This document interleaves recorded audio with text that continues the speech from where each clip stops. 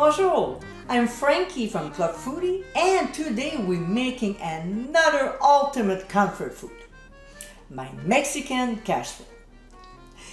This easy one-pot dish is loaded with yumminess, a great family recipe to add to your folder. So let's get cooking.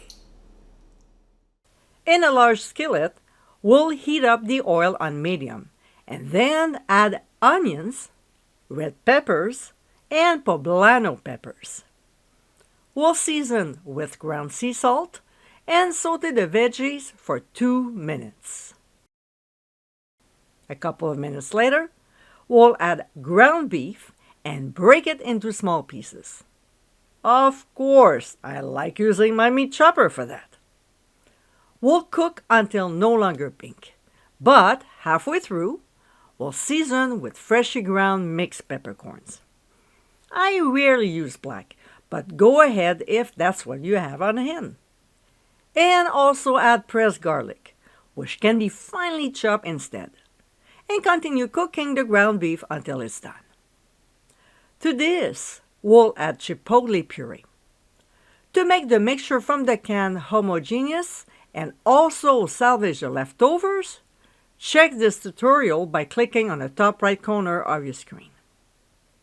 We'll stir to coat before adding a can of diced tomatoes, plus some salsa, which you can use a store-bought or simply make it from scratch. Your choice. We'll mix everything very well and cook until the liquid is completely absorbed, about 30 minutes, stirring often.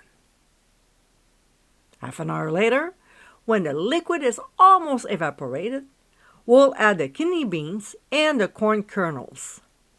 We'll combine these two into the mixture, and as we mix them in, the liquid should be gone or barely any left at the bottom. And that's exactly what we want. Otherwise, our casserole might get soggy.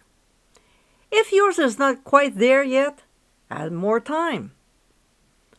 We'll now season with Old El Paso taco seasoning, and to get my homemade blend, click on the link showing on the top right corner of your screen. Then ground cumin, one of my favorite spices, and some dried oregano leaves. We'll give another good stir.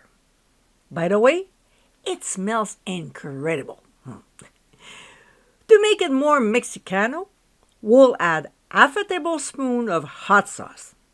The one I'm using is Cholula, but Valentina is another great option. We'll cook it for another 10 minutes. Meanwhile, we'll cover the bottom of a 9 by 13 inch baking dish that has been lightly greased with a single layer of tortilla chips. When the cooking time is over, using a slotted spoon, we'll place half of the beef mixture over the chips, and then add half of the shredded cheese. We'll repeat with another layer of tortilla chips and cover them with the remaining beef mixture.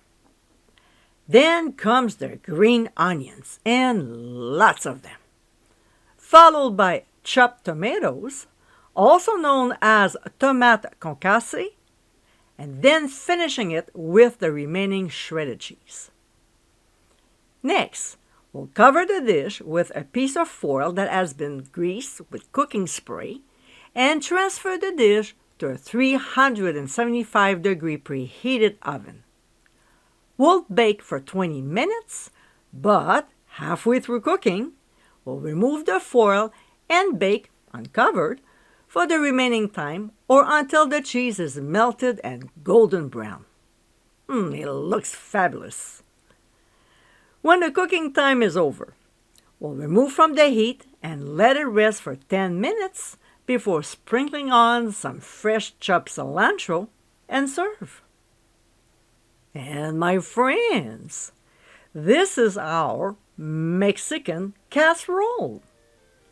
Colorful and very tasty, this dish is a great comfort food that your family will definitely enjoy. I hope you give it a try soon, and be sure to visit clubfoodie.com for ingredient amounts, directions, and more info. Until next time, my friends, bon appétit!